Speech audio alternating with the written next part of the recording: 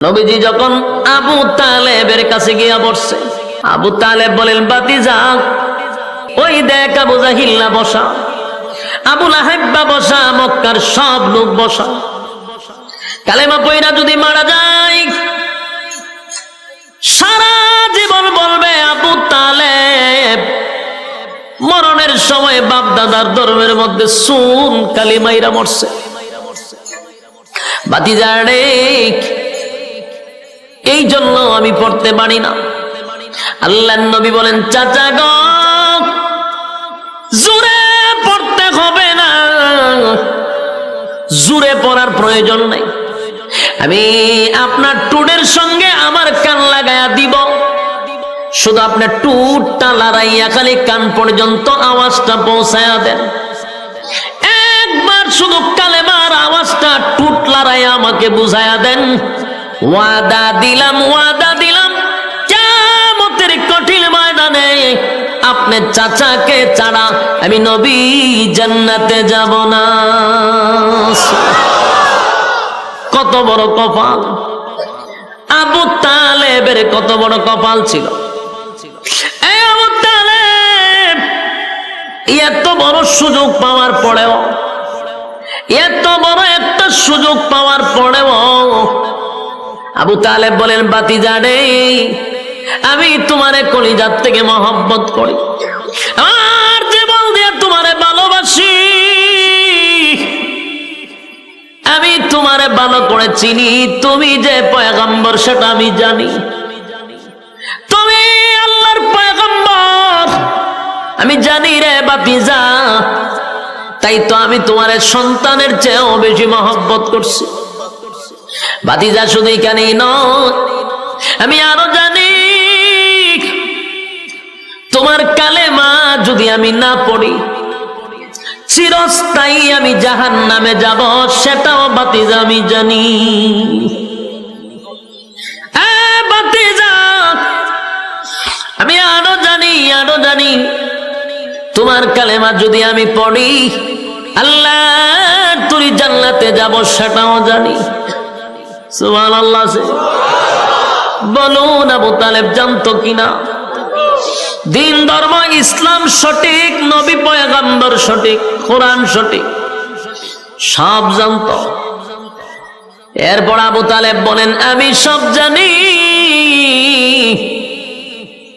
কিন্তু আমি কালেমা পড়তে পারলাম না রে বাতিজা। তোমারে মহব্বত করি, তারপরেও আমি কালেমা পড়ব না।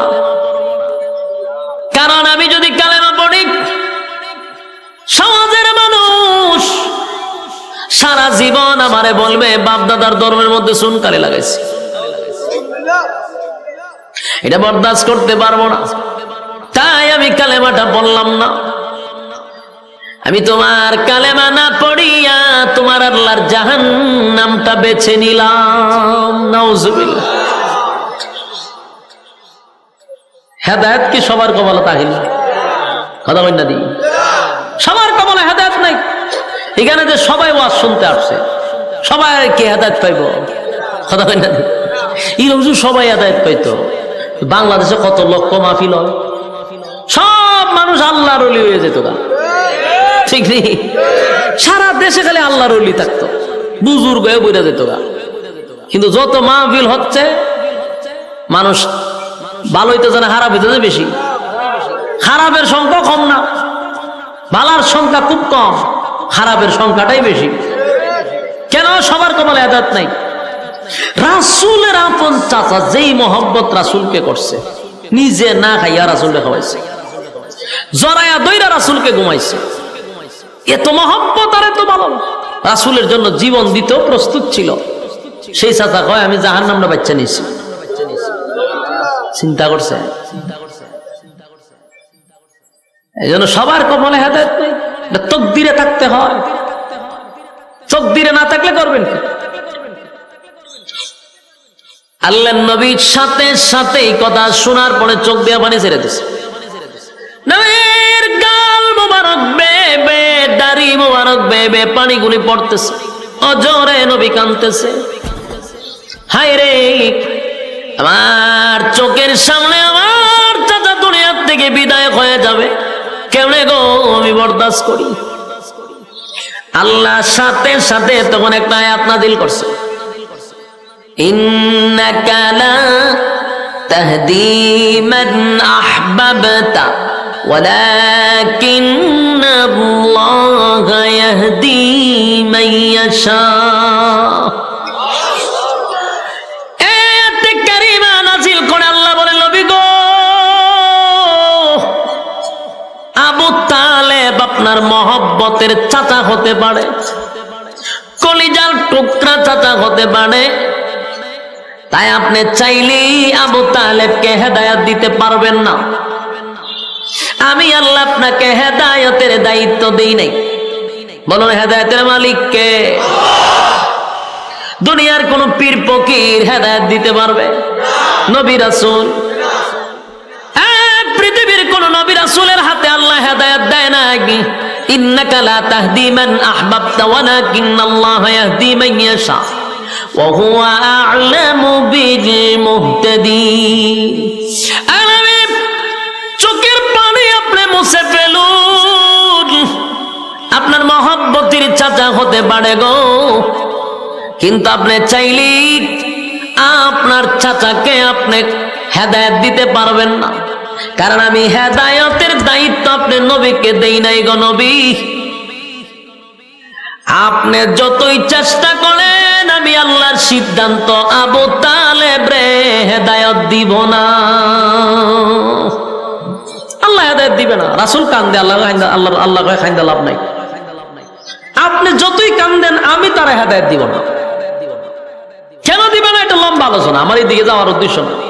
যেটা বুঝাইতে চাচ্ছি, আবু তালেব মারা যাওয়ার পরেই শুরু হইল রাসূলের উপরে নির্যাতন।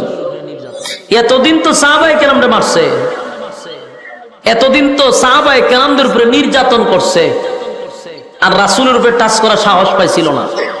আবু তালেব মারা যাওয়ার পরেই খাদিজাতুল কুবরা মারা গেল, আবু তালেবও মারা গেল। সবচেয়ে কষ্টের এই সময়টা রাসূলের। তখন রাসূলকে তারা পাথর মারতে শুরু করলো, রক্তাক্ত করলো আল্লাহর রাসূলকে। গোটা মক্কা নগরীতে যারা কালেমার দাওয়াত গ্রহণ করছে, তাদের উপরে নির্যাতন আর নির্যাতন। নবীর শরীর থেকে রক্ত জড়ায়। সাহাবায়ে কেরাম নবীর কাছে গিয়ে বলে, হাবিব, ও আল্লাহর পয়গম্বর, আল্লাহর কাছে একটু বলেন না গো, আসমান থেকে যেন আমাদেরকে সাহায্য করে। আমরা আর বরদাস্ত করতে পারি না, আর সহ্য করতে পারি না, আর সহ্য করতে পারি না, একটু আল্লাহর কাছে বলেন। নির্যাতনের শিকার সাহাবায়ে কেরাম, জ্বলন্ত কয়লার মধ্যে সাহাবায়ে কেরামদেরকে শোয়া দেয়, জিহ্বার মধ্যে পেরাক মেরে দেয়। একটাই অপরাধ, লা ইলাহা ইল্লাল্লাহর স্লোগান দেওয়ার কারণে জিহ্বার মধ্যে পর্যন্ত পেরাক মেরে দিছে। এত নির্যাতন, নির্যাতনের শিকার যখন হয়ে গেল, তখন আল্লাহ নির্যাতিত মুসলমানদেরকে সান্ত্বনা দেওয়ার জন্য আমার তেলাওয়াতকৃত সূরা বুরুজ নাজিল করে দেয়। এই সাহাবায়ে কেরাম সবাইকে সান্ত্বনা দেওয়ার জন্য আল্লাহ তখন সূরা বুরুজ নাজিল করে। সূরা বুরুজ নাজিল করে। 4টা কসম করছে আল্লাহ। কয়টা কসম? আরো জুড়ে, হ্যাঁ সবাই মিলে কর। 4টা কসম করছে আল্লাহ। সূরা বুরুজ নাজিল করছে সান্ত্বনা দেওয়ার জন্য নির্যাতিত মুসলমানদেরকে। আল্লাহ সান্ত্বনা দিতেছে, সান্ত্বনা দেওয়ার আগেই আল্লাহ 4টা কসম করছে। কয়টা? আল্লাহ সূরা বুরুজে বলেন, ওয়াস-সামাই যাতিল বুরুজ, কসম দুর্গ বিশিষ্ট আকাশের, তারকা, আকাশ যেটাই বুঝেন, নক্ষত্র। আল্লাহ বলেন কসম, তারকার কসম, নক্ষত্রের কসম। ওয়াল ইয়াউমিল মাউউদ, আল্লাহ বলেন কসম পরকালের, যেদিন আমি আল্লাহ বিচার করব। পুনরায় তোদেরকে আবার জীবিত করব সেই কিয়ামত দিবসের কসম। ওয়াশাহিদি ওয়া মাশহুদ, আল্লাহ বলেন জুমার দিনের কসম, আরাফার কসম, এই চারটা কসম আল্লাহ করছে। ওয়াস-সামাই যাতিল বুরুজ ওয়াল ইয়াউমিল মাউউদ ওয়াশাহিদি ওয়া মাশহুদ। কয়টা কসম? চারটা কসম করছে আল্লাহ। চারটা কসম করে আল্লাহ বলেন কুতিলা আসহাবুল উখদুদ।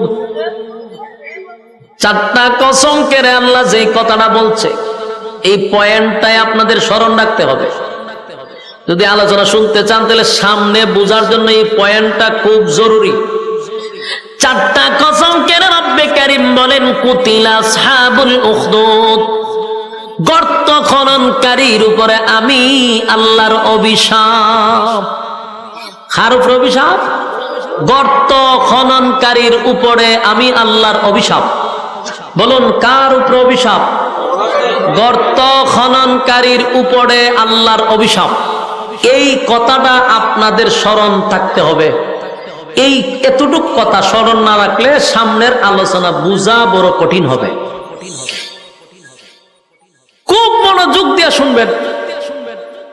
আল্লাহ 4টা কসম কাইরা একজন জালেমকে আল্লাহ অভিশাপ দিছে। গর্ত খননকারী জালেম, আল্লাহ বারবার বলেন গর্ত খননকারীর উপরে আমি আল্লাহর অভিশাপ। 4টা কসম করে হয়েছে অভিশাপ, কসম অভিশাপ, কসম অভিশাপ, কসম অভিশাপ। গর্ত খননকারী, এই জায়গা ওয়াজটা রাখেন। এরপরে আসুন এই সূরা নাযিল হইল কেন বলেন? নির্যাতিত মুসলমানদেরকে সান্ত্বনা দেওয়ার জন্য। হেডলাইন মুখস্থ রাখতে হইব। আপনারা আমার আনছেন অভিগঞ্জ থেকে, হত্যিকা গিচ্ছা উনবার লেগে আনছেন নি? গল্প, কাল্পনিক কথা, হ্যাঁ ফিসা উড়া গেছে সাগরে, ওই নদী নিপার, ইটা উনবার লেগে নি? খবর ভেঙে আছে, আগুন লেগেছে, ওটা দৌড় মারছে, ইটা উনবার লেগে আনছো? তাহলে একটু মনোযোগ দিয়ে শুনেন। যদি মনোযোগ দেন খুব সহজে বুঝবেন। এই পয়েন্টগুলো ইয়াদ রাখবেন। 4টা কসম করে নির্যাতিত মুসলমানদেরকে সান্ত্বনা দেওয়ার জন্য আল্লাহ সূরা বুরুজ নাজিল করছে। আমি যদি আপনাদেরকে জিজ্ঞাসা করি আল্লাহ সূরা বুরুজ কেন নাজিল করছে, আপনারা বলবেন নির্যাতিত মুসলমানদেরকে সান্ত্বনা দেওয়ার জন্য নাজিল করছে। কসম কয়টা কাটছে? 4টা। 4টা কসম করে অভিশাপ কারে দিল? গর্ত খননকারীর উপরে আল্লাহর অভিশাপ। এখন আসুন আমরা পয়েন্ট বোঝা দরকার। প্রথম প্রশ্ন হলো, যদি নির্যাতিত মুসলমানদেরকে আল্লাহ সান্ত্বনা দিচ্ছে সূরা বুরুজ নাজিল করে, মানলাম, কিন্তু সূরা বুরুজের ভিতরে কি এমন ঘটনা আছে যেই ঘটনা শুনাইয়া সান্ত্বনা দিছে? ঘটনাটা তো জানা দরকার। কথা বলতে যে এমন কি আছে সূরা বুরুজের ভিতরে যেটা শুনাইয়া নির্যাতিত মুসলমানদেরকে আল্লাহ সান্ত্বনা দিল? এই ঘটনাটা তো শোনা দরকার। এই ঘটনাটাও কোনো গল্প নয়, কোনো গিচ্ছা নয়, তাফসীরের ভিতরে এই ঘটনাটা আল্লাহ উল্লেখ করছে। এই ঘটনাটা কি? রাসূল দুনিয়াতে আসার 90 বছর আগের ঘটনা। রাসূল দুনিয়াতে আসার কত বছর আগের ঘটনা? 90 বছর আগের ঘটনা। এই সময় রাসূল দুনিয়াতে নাই। এই 90 বছর আগের ঘটনাটা আল্লাহ সূরা বুরুজের ভিতরে ঢুকাইয়া তখনকার নির্যাতিত মুসলমানদেরকে সান্ত্বনা দিছে। এখন আপনাদের প্রশ্ন, 90 বছর আগে কি ঘটছিল? ঠিক না? 90 বছর আগে ঘটনাটা কি? 90 বছর আগে একটা ঘটনা ঘটছিল। 90 বছর আগে তখনকার সময়ে একজন জালেম শাসক ছিল। কি ছিল? জালেম শাসক। জালেম শাসক ছিলেন। জালেম শাসকের কাজ হইল কারণে অকারণে মানুষের উপর নির্যাতন করা। আপনি কথা বললেই আপনার উপর নির্যাতন করা, কারণে অকারণে আপনাকে হয়রানি করা। এটা হলো জালেম শাসকের কাজ। তখনকার যুগে একজন জালেম শাসক ছিল। সে নিজেকে খোদা দাবি করত, বলতো আমি তোমাদের রব, আমি তোমাদের প্রভু। যারা তাকে খোদা মানত না তাকে তারা হত্যা করত। এই প্রভু নিজেকে খোদা দাবি করত, হয়তো আমি তোমাদের রব, আমি তোমাদের প্রভু। তারে যে খোদা মানত না তারে হত্যা করত। আমার কথা বুঝতে জন্যি কত বড় জালেম শাসক। তখনকার যুগটা ছিল জাদুবিদ্যার যুগ, জাদুবিদ্যা বেশি চলতো। তো সবচেয়ে প্রবীণ জাদুঘর সে বৃদ্ধ হয়ে গেছে, বুড়ো হয়ে গেছে। তো সে একদিন বাদশাকে বলল যে আমি যদি মারা যাই তা আমার এই জাদুবিদ্যা তো আরেকজনের শিখায়া যাওয়া দরকার, তাই আমাকে আপনি একজন মেধাবী ছাত্র দেন যারে আমার এই আগাম কুগাম শিখায়া যাওয়ান যায়। তো বাদশা চিন্তা হলো কথা তো ঠিক, একটা মেধাবী ছেলে তালাশ করে বাইর করছে, বাইর করে এই বৃদ্ধরে দিছে যে এরে তুমি জাদু শিখাইও। বৃদ্ধ যা শিখছিল তা যুবকরে শিখানোর চেষ্টা করা শুরু করছে। যুবক তার বাড়ির থেকে প্রতিদিন বৃদ্ধর কাছে যায় জাদু শিখতে। একদিন রাস্তার মধ্যে দেখে এক হুজুরে ওয়াজ করে, মনে করেন আপনার এই রাস্তা দিয়ে যাইতেছে, দেখে আমি কেন ওয়াজ করি, হেওয়া ফ্যান্ডেলও বলছে, এরকম বিষয়টা। তো ফাদ্রিয়ে ওয়াজ করে, যুবকে জাদুবিদ্যা শিখতে যাবে, মাঝখানে হুজুরের ওয়াজ শুনতে বসছে। ওয়াজ শুনে দেখে ভালোই তো লাগে, খারাপ না, আর একটু বই। এই বইতে বইতে কয়েক মিনিট বসছে, 10-15 মিনিট ওয়াজ শুনছে। শুননা যুবক আবার চলে গেছে জাদু শিখতো। তো প্রতিদিন সে জাদুবিদ্যা শিখতে যায় আর দে হুজুরে বইয়ে ওয়াজ করে। আর তারও হুজুরের প্রতি এমন এক আকর্ষণ ঢুকছে, সেও চিন্তা করলে যে না, হুজুরের কথা বড় মজা, আমি একটু শুনি। দেহে হুজুরে ওয়াজ করে একত্ববাদী খুদার। আর তখনকার মানুষ খুদা মানত কারে? কয়েকজনে ওয়াজ বুঝতে যায়, আর বাকি সব আমার মুখের ভাই যাই রয়েছে। উত্তর না দিলে বোধ ওয়াজ বুঝুন না, আপনারা ওয়াজ বুঝতে শুননি, 2-1 ভাই যে ওয়াজ বুঝতেছে। বাকি দেশের সব জনগণ খুদা মানত জালেম শাসককে। আর এই যুবক ওয়াজ শুনলো, ফাদ্রিয়ে ওয়াজ করে একত্ববাদী খুদা। যুবকে চিন্তা করছে, গিরে ফাদ্রি দি খুদা আর একজন হয়, আর দেশের সব জনগণ আমরা যে মানি ওই বাদশারে খুদা মানি, হুজুরে দেখো খুদা বলে আর একজন আছে। এটা নিয়ে সে খুব চিন্তায় আছে। তো এরপরে জাদু শিখে আর হুজুরের কাছে আস্তে আস্তে একদিন কথা শুনতে শুনতে, তার আসল রবের কথা শুনতে শুনতে সে এই হুজুরের হাত ধইরা কালেমা ভরে ইমান আনছে। ইমান আনছে, আনার পরে প্রচুর স্টাডি করতে শুরু করলো, গবেষণা শুরু করলো, ভাবতে শুরু করলো। ভাইবা কয় ঠিকই তো আছে, বাদশা খুদ হইব কেমনে? এটা আমাদের মতো না, তুই খুদা হয় কেমনে? এই বিষয় নিয়ে খুব চিন্তিত। আর যুবক যত ভাবতেছে, আল্লাহ তার রাস্তা তত সহজ করে দিতেছে। এই বিষয়টা তার ভিতরে সবসময় একটা টেনশন আর চিন্তা, যে মানুষ যে সবাই বাদশারে খুদা মানে, তা আসল খুদা না। মানুষ তো তারা খুদা মানে। এর ভিতরে তার ভিতরে একটা সন্দেহ আছে, হাসা ওই পাদ্রিটা সঠিক না বাদশাই সঠিক, এটা একটা চিন্তা আছে। একদিন রাস্তা দিয়ে যাওয়ার সময় দেখে গ্রামের সব মানুষ এক রাস্তার মধ্যে দাঁড়ায় রয়েছে। সে যাবে রাস্তার ওই পারে, কিন্তু মাঝখানে দেখে একটা ভয়ঙ্কর এক প্রাণী বসা, ভয়ঙ্কর প্রাণী। এখন এই প্রাণীর ভয়ে গ্রামের কেউ এই দিকেও আসে না, এই দিকের মানুষ ওই দিকেও যায় না। যুবক পড়ছে মহা মুসিবতে, আমি যাবো কেন? এই প্রাণীর ভয়ে সব মানুষ দাঁড়িয়ে আছে। হঠাৎ করে যুবকের মাথায় একটা প্ল্যান আসলো, যে আজকেই আমার পরীক্ষা করার সময় আসল রবকে। আজকে আমি পরীক্ষা করবো যে আসল রবকে।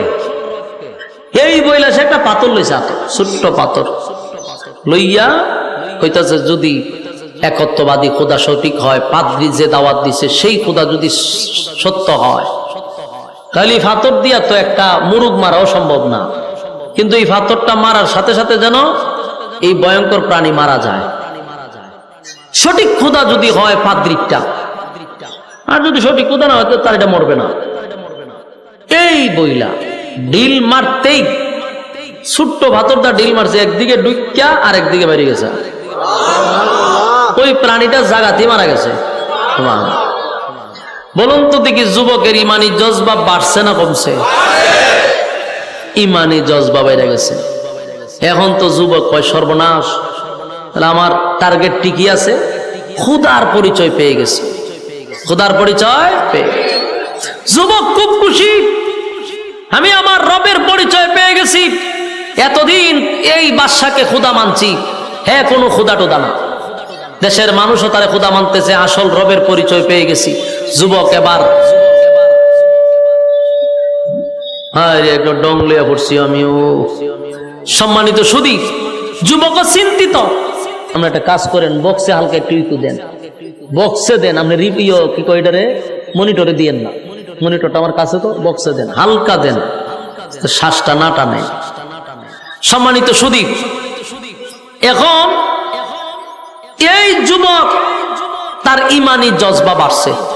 সে চিন্তা করলো আমি আসল রবের পরিচয় পাইছি, আমল শুরু করছে, ইবাদত শুরু করছে, রবের প্রতি তার যথেষ্ট পরিমাণ বিশ্বাস চলে আসছে, জান প্রাণ দিয়ে রবের গোলামি করা শুরু করছে।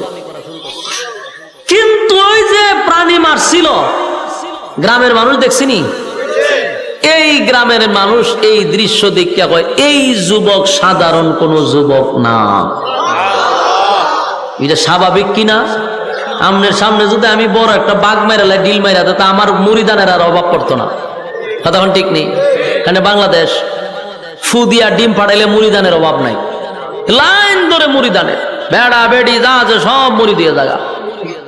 আর এই যুবক একটা প্রাণী মারছে, বিশাল ভয়ঙ্কর প্রাণী, তাও ছোট্ট একটা কণা পাথর দিয়া। বুঝেননি কি পরিমাণ তার ভক্তবৃন্দ বাড়ছে। মানুষ কয় এই যুবক সাধারণ না, তো মানুষ তার কাছে যায়, যুবক গেলে পরে ফু দেয়, তো অনেক রোগ ভালো হয়ে যায়। কুষ্ঠ রোগ লিয়ে যায়, ফু দিলে ভালো হয়ে যায়। আতুল্লুলা মানুষ যায়, ফু দিলে ভালো হয়ে যায়। কেরামতি খালে আরো বাড়তেছে। মানুষ কয় সর্বনাশ, এই যুবক সাধারণ না। তো এরকম করতে করতে এইগুলা কিন্তু একসময় সইরা যায়, একজনের মুখ থেকে আরেকজন, একজনের মুখ থেকে আরেকজন, করতে করতে পার্লামেন্টে এই খবর চলে গেছে। পার্লামেন্টে একজন অন্ধ মন্ত্রী ছিল। কি মন্ত্রী? অন্ধ মন্ত্রী, চোখে দেখতো না।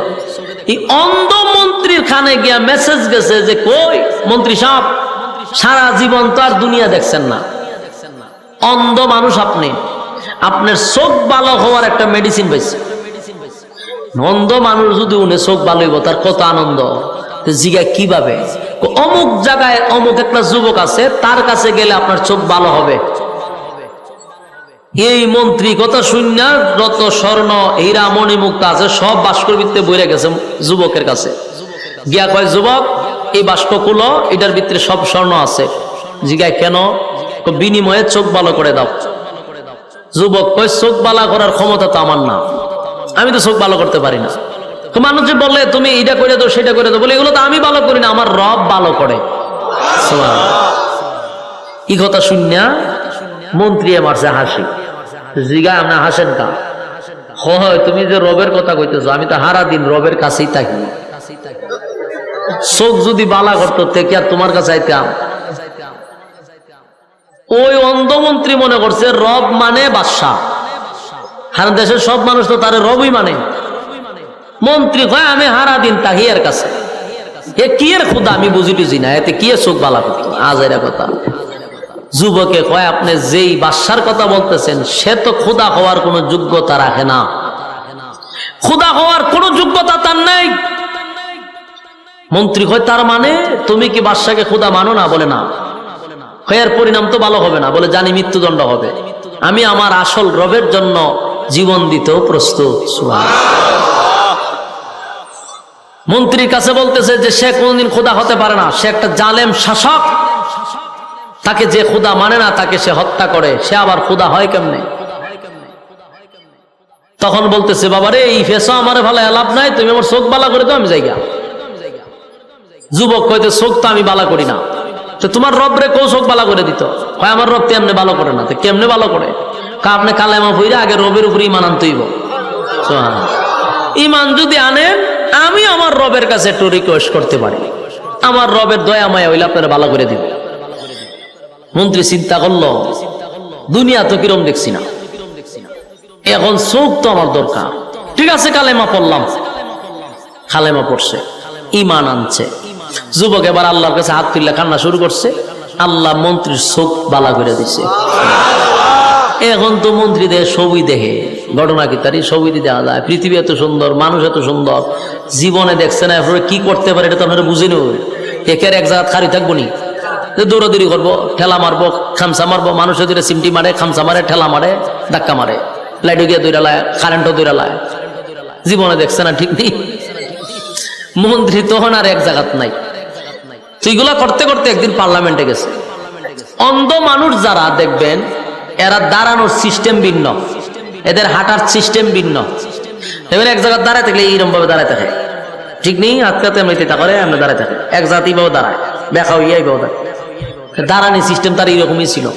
এখন তো তার চোখ ভালো হয়েছে, এখন তার দাঁড়ানি সিস্টেম হইলো আমাদের মতো। বাদশা দূর থেকে এটা ফলো করছে, যেহেতু অন্ধ আছে, তুই এক জায়গায় চুপ করে দাঁড়াইত। হেদি এখন খালি খুব চঞ্চল, হেই গান যায়, হে গান লারা মারে, গান টেক্কা মারে। ঘটনা কিতা মন্দির বাদশা ডাক দেখ, ওইদিকে আয়, তুই কি চোখে দেখস? দেখি তো। হ্যাঁ কেমনে দেখস? চোখে দেখতে না? বলে আমার রব বালা করছে, রব বালা করছে কইছে পড়ে। বাদশায় খুশির চুটে ডিজে গানের আয়োজন করছে। ডিজে গান লাগা কে রে? হ্যাঁ আমি যে ভালো করছি এটা তো আরো জোরে খাওয়া দরকার। তুই যে আমার আগে কইতে তাহলে বিশাল আয়োজন করতাম। আমি যে ভালো করছি তুই পার্লামেন্টে কইছস, আমার কলিজা ঠান্ডা হয়ে যায়। মন্ত্রী কয় তুই কি আসলেই খোদা? পার্লামেন্টের সামনে কয়, হ্যাঁ তুই কি আসলেই খোদা? তুই তো আস্তে একটা হুদা, তুই কি এর খোদা? তুই যদি খোদা হইতি আমার চোখ বালা করে দিতি। হ্যাঁ মানুষের কাছ থেকে জোর করে খোদাই আদায় করে নিছস।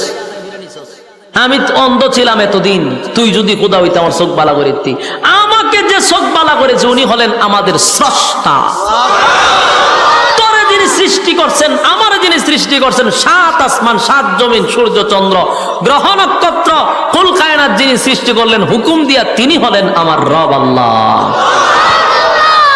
বাদশার মেজাজটা গরম হয়ে গেছিল, চান্দি ফুড়া গরম। তারে খোদা না মানলে সে হত্যা করে, আর এটা তার ইগুতে লাগছে মারাত্মক লজ্জা। এত মানুষের সামনে পার্লামেন্টে বৈশা একজন দেশের বাদশাকে এইভাবে বেজ্জতি করা, অপমানি করে, এটা কি মেনে নিব বাদশা? বাদশা কয় এরে গ্রেপ্তার কর। গ্রেপ্তার করলো, এরে রিমান্ডে নিয়ে ফিডা, রিমান্ডে নিয়ে মার শুরু করলো। মারতে মারতে মারতে জিগায়, কক তোরে কে কালেমা শিখাইছে? ফিডার সোডে হয় আমারে যুবকে শিখাইছে। যুবকরে গ্রেপ্তার করে আনছে, আইনা যুবকরে ফিডা শুরু করছে। ফিডাইতে ফিডাইতে যুবকরে তোরে কেটা কালেমা শিখাইছে? হয় হাত দিয়ে শিখাইছে। হাত দিয়ে গ্রেপ্তার কর, হাত দিয়ে তুলছে ফিডা, মানে যে শিখাইছে এর ফিডা। এইভাবে মায়ের শুরু করছে। কারণ আমি আগেই বলছি সে কি জালেম শাসক। সে কি শাসক? জালেম শাসক। তিনজনে ফিডাইতে ফিডাইতে লাস্টে কয়, তিনজনে তো ইচ্ছা মতো ফিডাইছি, এখন ক তোরা রবকে?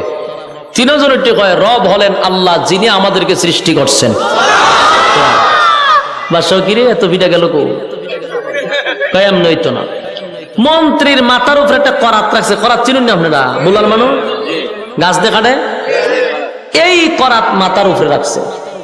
রাখতে কয় মন্ত্রী, যদি তুই আমাকে রব বলে স্বীকার করস ছেড়ে দিব, আর যদি স্বীকার না করস করাত দিয়া মাঝখান দিয়া দুই ভাগ করব। কিতা বুঝলেন? আমরা এখানে যারা বসা, আমি বক্তা সহ, আমরার মাথার যদি একটা খরাত রেখে হয় আমরা একটা টান দিব, আমরা ইমান থাকবো নি? ডাইরেক্ট আমার 14 গোষ্ঠী হিন্দু আছেন, জয় শ্রীরাম হয়ে দূর শুরু করবো। ইমান ইগানই শেষ। আমরার যে তালের ইমান, 5 টাকার একটা সার কাছে আমরা ইমান বিক্রি হয়। বাস্তব না বাস্তব? বুড়া বুড়ি আইলে দেখবেন, হ্যাঁ চা খাইছে এক চেয়ারম্যানের কাছ থেকে, চেয়ারম্যানের জিগায় বুটটা কারা দিবে? চা দিয়ে আপনি খাওয়াইছেন, বুট তো আপনারই দিব। ই চেয়ারম্যান খালি গেছে, আর এক চেয়ারম্যান আয়া ঢুকছে, হের ভিত্তে জিগায় বুট কারে দিবি? চিন্তা ভাবনা আছি। চেয়ারম্যান দুধ চা খাওয়াইছে, বুট কারে দিবে? আপনারই দিব। ইসের মনে গেছে হে দোকান থেকে লড়ে না, আরেকজনের ঢুকে দেখে কিরে বুট কারে দিবি, কইতারি না, হতে একটা কফি খাওয়া, কফি খাওয়ানোর পরে জিগা বুট কারে দিবি, আপনার তো দন লাগে, বলুন তো বুট কয়টা দিছে কয়জন রে? যেই লোক গুলারে 5 টাকা দিলে ইমান জায়গায় হের আবার খরাত লাগেনি, কথা কই না দি, চা কফি খাওয়াইলে ইমান শেষ, হের আবার কফি খরাত লাগবো? হ্যাঁ আমরা খরাত লাগবো না, গুলির আওয়াজ শুনলে আমরা ডাইরেক্ট কালে মলমে ঘুরে বয়ে থাকি, ঠিক না?